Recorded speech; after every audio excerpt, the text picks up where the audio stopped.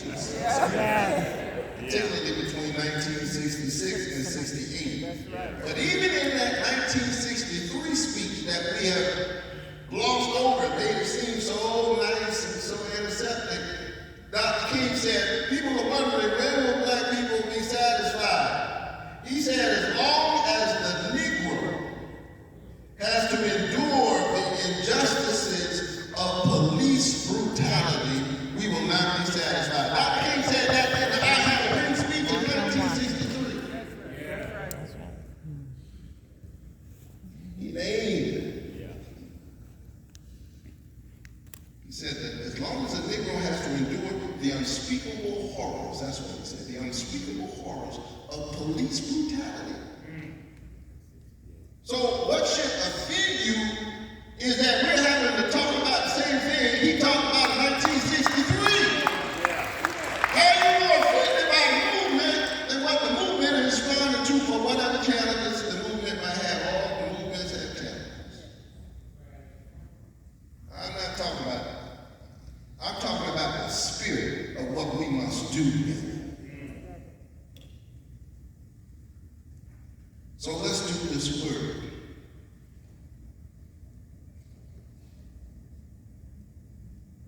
Around that time, after Dr. King went to Memphis, 2 months later, he was gone. A few months before that, he met with distinguished gathering of rabbis, and Rabbi Abraham Joshua Echol said, "Here's Martin Luther King Jr., America's prophet."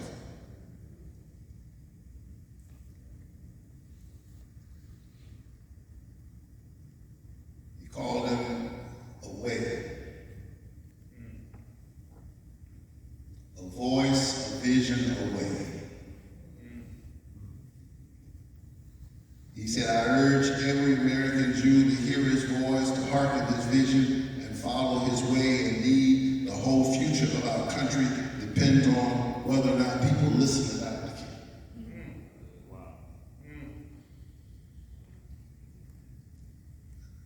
And so let us listen to Dr. King. Not just selected feel-good verses extracted out of context.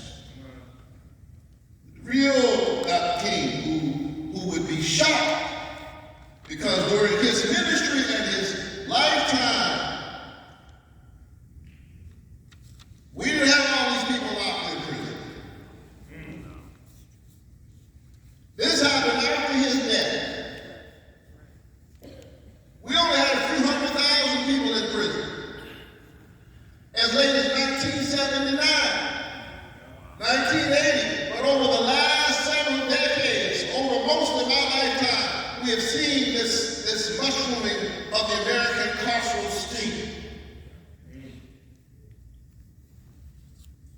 The question that we must ask ourselves is the same question he asked in 1967, where do we go from here, chaos or community?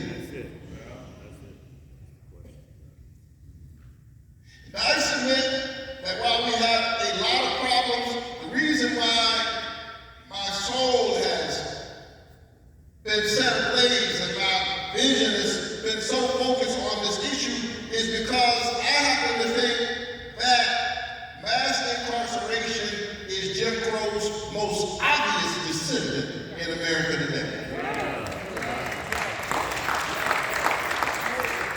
There are problems. And I understand the peril in making an assertion like that, but I think that mass incarceration is Jim Crow's most obvious descendant. No paternity test needed.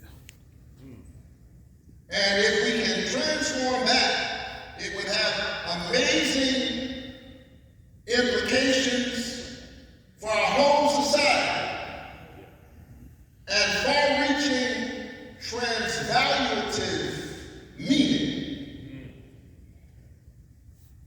in the Western moral imagination, where blackness is construed as criminality and dangerousness, and criminality and blackness are seen as one and the same. In other words, if you turn the world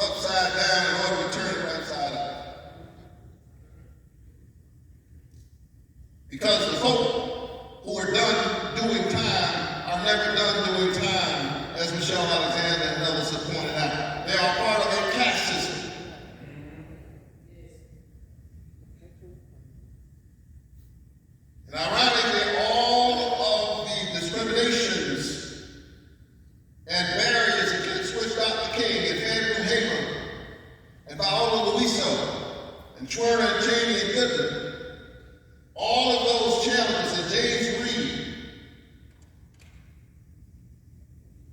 all of those doors that they fought to open once you are marked with the name ex-felon, ex-convict, or ex-inmate, all of those doors close again.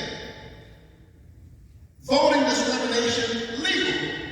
And then when we put a referendum on the ballot in Florida and the people rise up on both sides of the aisle, Democrats and Republicans in Florida. Yeah.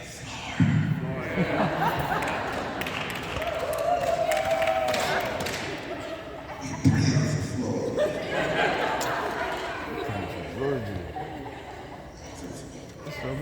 Let's have it on. But the people of Florida rose up and said, if people have paid their debt to society, they ought to be able to vote. How do you expect people to act like citizens if you won't treat them like citizens?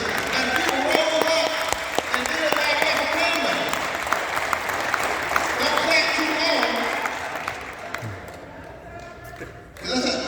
That's how it happened. Stop clapping, because then, in the most undemocratic way that you can imagine, they overturn the people's will. I want you to think about that. What's more undemocratic? Small d. What's more undemocratic than that? We had a public argument.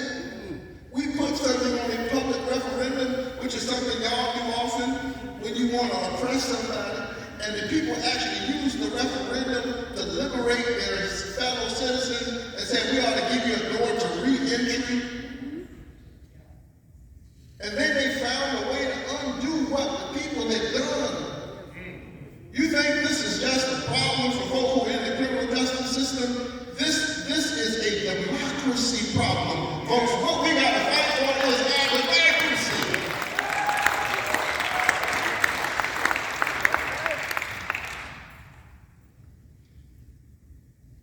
So labeling people and never providing them a path to get back, it is a reinscribing of voting rights discrimination, job discrimination, housing discrimination, civil rights discrimination, all of the things that Dr. King fought for, and more than that, and even more. It is a crisis for democracy itself.